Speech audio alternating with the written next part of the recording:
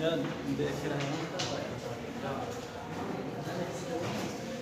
Hi dear students, you are most welcome for my English classes.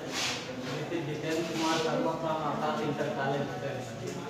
Dear students, today I am going to teach about present perfect tense. Students, first we will study the identification of present perfect tense. सबसे पहले हम present perfect tense के अंतर्गत पहचान का अध्ययन करेंगे। जिन हिंदी वाक्यों के अंत में चुका है, चुकी है, चुके हैं अथवा या है, ये है, ई है, बड़ी ई है आदि शब्द आते हैं प्रेजेंट परफेक्ट टेंस आते हैं। देखिए इसमें या है, जैसे या आया होगा तो है अवश्य आया होगा। भाई दबे अगर भाई ये लिखा हुआ है तुमने मेरा पेन चुराया, केवल अगर लिखा होता है ना हो तो मान लीजिए कि प्रेजेंट परफेक्ट टेंस नहीं है, तो है आना जरूरी होता है। क्योंकि जैसे प्रेजेंट टेंस में है जरूर आता है, पास्ट टेंस में था और फ्यूचर में गागी गे, मतलब जो है इनमें ये लास्ट वाला शब्द जैसे प्रेजेंट में जितने भी चारों टेंस जैसे प्रेजेंट इंडेफिनिट है, present continuous, present perfect continuous tense, इसमें लास्ट में कौन सा वर्ड आएगा? है शब्द आएगा। और पास्ट में था और हाँ, तो इस प्रकार से ई है, बड़ी ई है, ये भी शब्द आते हैं। देखिए हेल्पिंग वर्ब है दिया है होती है। जिस किसी भी टेंस में हेल्पिंग वर्ब दो होती हैं, दो हेल्पिंग वर्ब होने से तात्पर्य होता है कि सिंगुलर के साथ दूसरी लगेगी और प्लूरल के साथ में दूसरी लगेगी। अगर हेल्पिंग वर्ब केवल एक होती है तो चाहे हमारा सब्जेक्ट सिंगुलर में हो और चाहे प्लूरल में हो, वही हेल्पिंग वर्ब लगनी होती है। नोट, कुछ बातों का अध्ययन जरूरी है इस टेंस के अध्ययन के लिए। सिंगुलर नाउन एंड प्रोनाउन जैसे ही, सी, इट, ये सब्जेक्ट के रूप में यदि आते हैं, समझ गए? सिंगुलर नाउन्स यानी सब्जेक्ट के रूप में यदि हमारे सिंगुलर नाउन्स आते हैं, प्रोनाउन सिंगुलर प्रोनाउन कौन से होते हैं? ही, सी, इट, ये सब्जेक्ट के अगर रूप में आते हैं तो इनमें सहायक क्रिया हैज एवं वर्ब की थर्ड फॉर्म का प्रयोग करते हैं। नेक्स्ट हमारा सेकंड में प्लूरल नाउन्स एवं प्रोनाउन, जैसे प्लूरल प्रोनाउन कौन से हैं? आई, वी, यू तथा दे। अब प्लूरल नाउन से कौन से होते हैं? जैसे लड़के, लड़कियां, ये प्लूरल नाउन होते हैं। लोग, तो इनके साथ में हैव हेल्पिंग वर्ब के साथ वर्ब की थर्ड फॉर्म का प्रयोग किया जाता है। जैसे हमारा यहाँ पर स्ट्रक्चर फॉर असर्टिव सेंटेंस, यानी असर्टिव सेंटेंस का स्ट्रक्चर दिया गया है, वाक्यों को बनाने का ढांचा। जैसे सब्जेक्ट है, सब्जेक्ट के बाद में क्या आएगा? है या है अकॉर्डिंग सब्जेक्ट, अर्थात सब्जेक्ट सिंगुलर में होगा तो है, जब प्लूरल में होगा तो है। आफ्टर दैट इसके बाद में मेन वर्ब की third form, then object and at last other.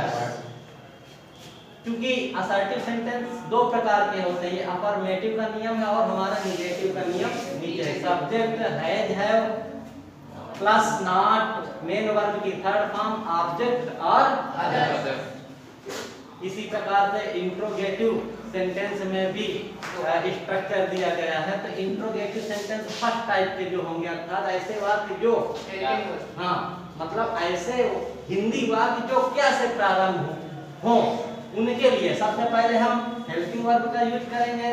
After that subject, then not, और इसके बाद में मेन वर्ब की third form, object, other words and at last में क्वेश्चन मार्क मस्ट होता है लगाना। सेकंड टाइप के अंतर्गत जैसे ऐसे हिंदी वाक्य जिनमें प्रश्नवाचक शब्द वाक्य के मध्य में आता है। क्वेश्चन वर्ड पहले जो मध्य में आया हुआ प्रश्नवाचक शब्द होता है उसको हम क्वेश्चन वर्ड्स के रूप में लिख लेंगे। देन हेल्पिंग वर्ब का यूज करेंगे, हैव सब्जेक्ट का। फिर अगर वाक्य हमारा इंट्रोगेटिव निगेटिव है तो नॉट यूज करेंगे। देन मेन वर्ब की थर्ड फॉर्म, इसके बाद में ऑब्जेक्ट और एट लास्ट में अदर वर्ड्स और क्वेश्चन। इस प्रकार से हाँ there are few example are given here we will study. तुमने मेरा पेन चुराया है, कौन सा टेंस हुआ? प्रेजेंट परफेक्ट टेंस, क्योंकि या है, या है, या है, प्रेजेंट परफेक्ट टेंस। अब इसको हम हल करेंगे। तुमने, देखिए तुमने ये सिंगुलर में है कि प्लूरल में हमारा सब्जेक्ट?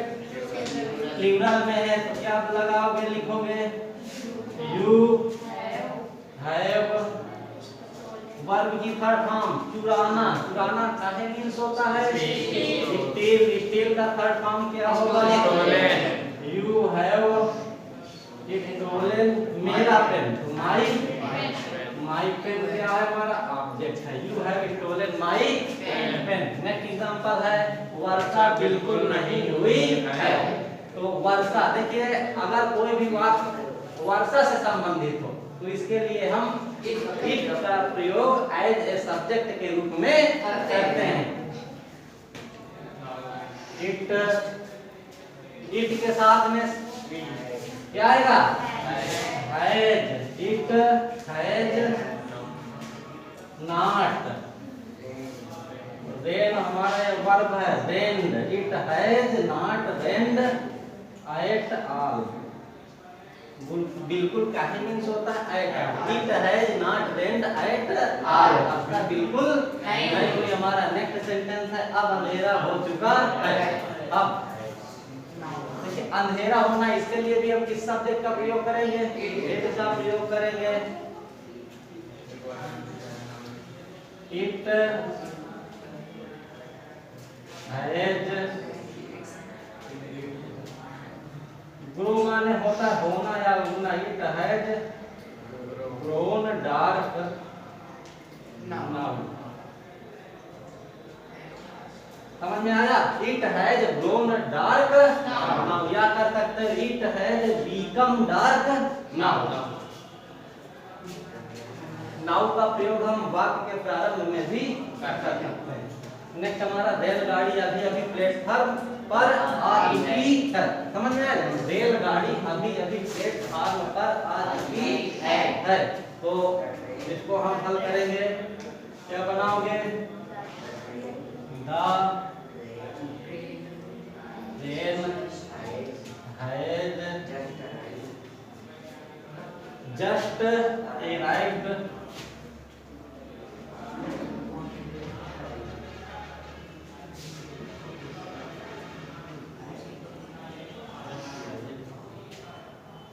कहाँ पर आई है? प्लेटफॉर्म एट दी प्लेट, समझ में आया?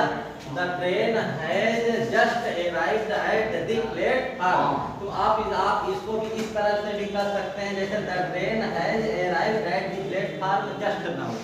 लास्ट में आप क्या लिख सकते हो? अगर आपको बीच में जस्ट का प्रयोग वर्ब के पहले नहीं करना है तो the train has arrived at the platform just now. Just now आप वाक्य के अंत में कर सकते हैं। नेक्स्ट हमारा तुमने अभी तक लाल किला नहीं देखा है।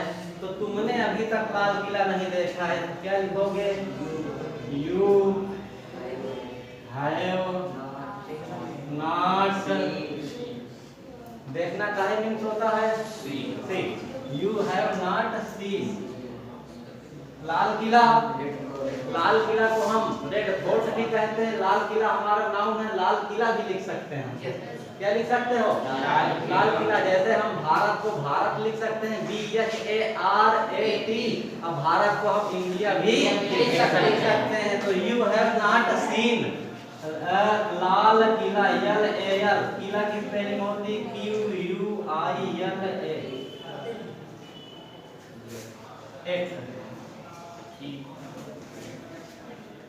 समझ में आया? You have not seen Lal Qila एट मींस होता है लाल किला, LAL, लाल किला की स्पेलिंग QUILA। किला की स्पेलिंग क्या होती है? किला इस प्रकार से लिखा जाता है। किला इसमें का जो है एक प्रकार का जो है उर्दू लफ्ज है किला, इसमें बिंदी लगी होती है। किला ऐसे लिखा जाता है।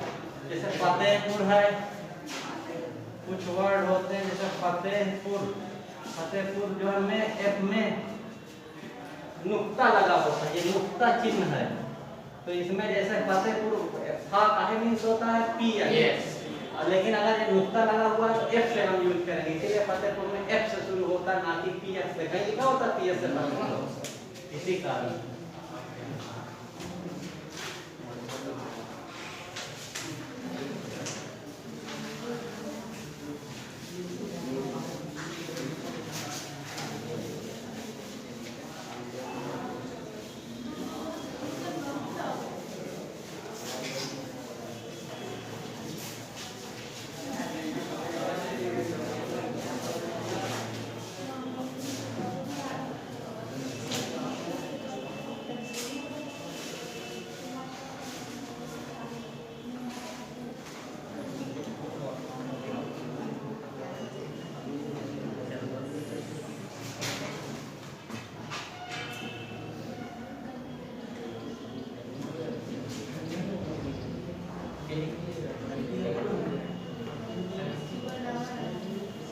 हमारा सेंटेंस है फिर आपने नाश्ता कर लिया है। तो ये बात किससे प्रारंभ है?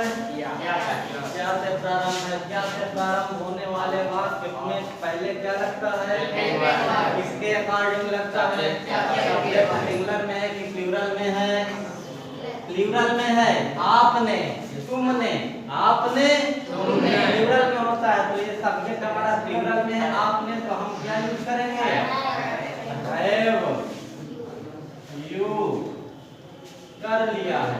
चाहे ईटन कर सकते हो या टेकन कर सकते हो। Have you taken, have you taken, क्या आपने, हाँ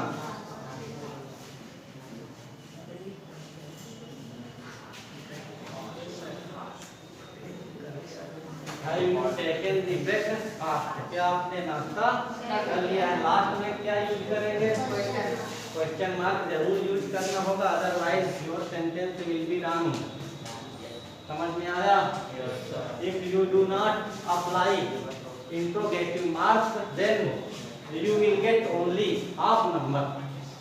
अगर आप क्वेश्चन मार्क का प्रयोग नहीं करते तो आपको केवल आधे ही नंबर मिलेंगे, पूरे नंबर नहीं मिलेंगे, आपके नंबर कट जाएंगे। समझ में आया कि नहीं आया?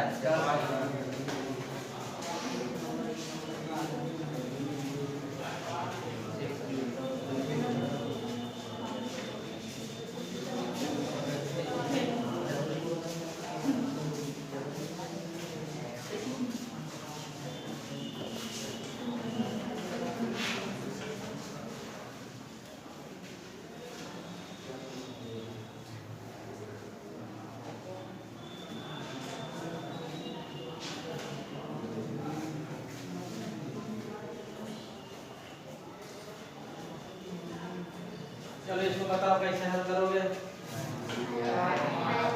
क्या तुम्हारा भाई दूध पी चुका है? ऐसे हल करोगे। सबसे पहले किसका प्रयोग करोगे? हैव का।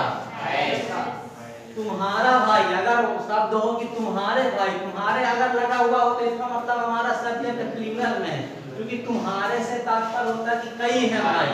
क्या तुम्हारे भाई दूध पी चुके हैं? अगर आ जाए कि तुम्हारा भाई, तो तुम्हारा भाई सिंगुलर में है। समझ में आया? और निकाल लिया करो। तुम्हारे तुम्हारा में फर्क समझो। तुम्हारा है तो सिंगुलर सिंगुलर, और तुम्हारे है तो प्लूरल। हैज योर, और यहाँ पर आप सोच रहे हैं कि योर के अकॉर्डिंग हैव नहीं लगेगा, ये सिर्फ अपने की अंग्रेजी है। किसकी अंग्रेजी है? अपने की अंग्रेजी है। स्वयं को मॉडिफाई कर रहा है। Has your,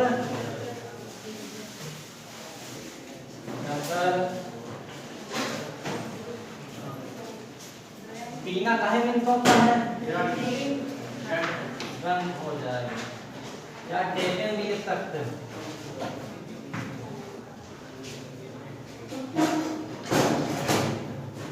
Has your brother taken, sorry, has your brother drunk milk?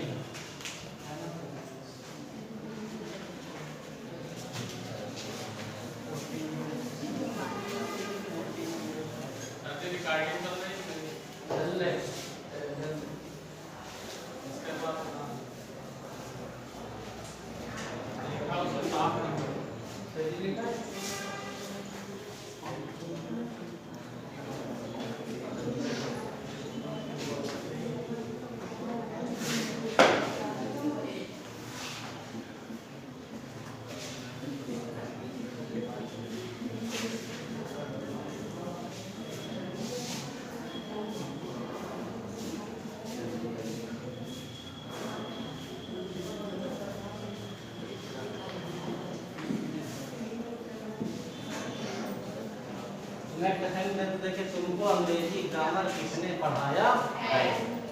या है, क्या लिखा हुआ है? या। वो किसने पढ़ाया है? इंट्रोगेटिव वर्ड कौन सा आया है?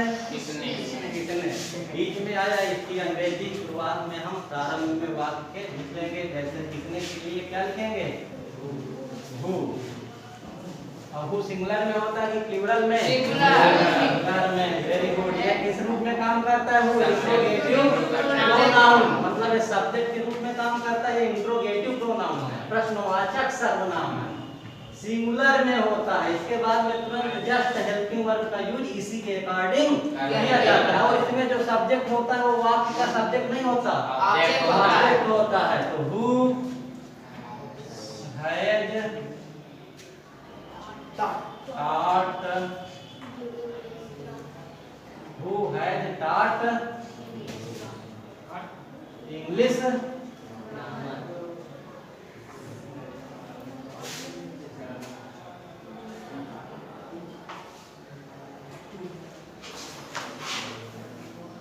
grammar to you? Who has taught English grammar to you? You चाहे आप ऐसे भी लिख सकते हो इसको, who has taught, who has taught you English grammar। कहने का आशय है कि आप ऑब्जेक्ट के स्थान को भी बदल सकते हैं। किसके स्थान को? ऑब्जेक्ट के स्थान को बदल सकते हैं।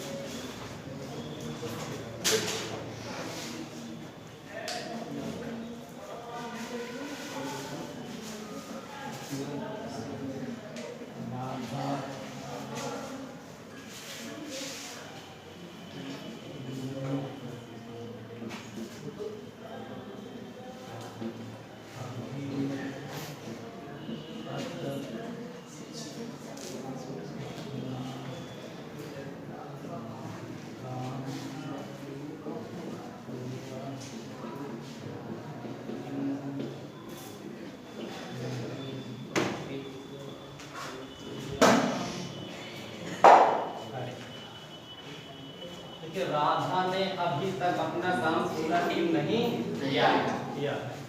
तो कर लोगे इसको? क्वेश्चन वर्ड कौन सा शब्द है? तो सबसे पहले हम क्या अप्लाई करेंगे? why। After that why has Radha negative है, नॉट completed अपना काम, हर क्या है? हर वर्क अभी तक के लिए समझ में आया कि नहीं आया? Why has Radha not completed her work yet. इस प्रकार से जो है आप और बताएं, तुम्हारे भाई ने किसकी पुस्तक चुराई? एक और समझ लीजिए, तुम्हारे भाई ने किसकी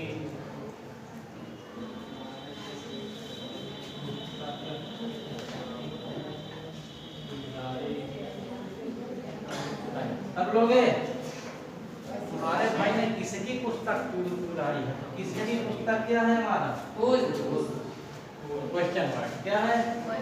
सबसे पहले हम क्या अप्लाई करेंगे?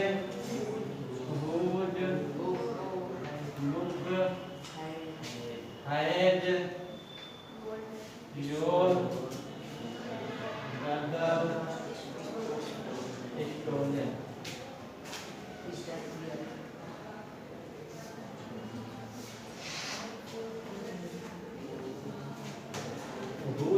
हैज योर ब्रदर, ठीक, और दैट्स ऑल।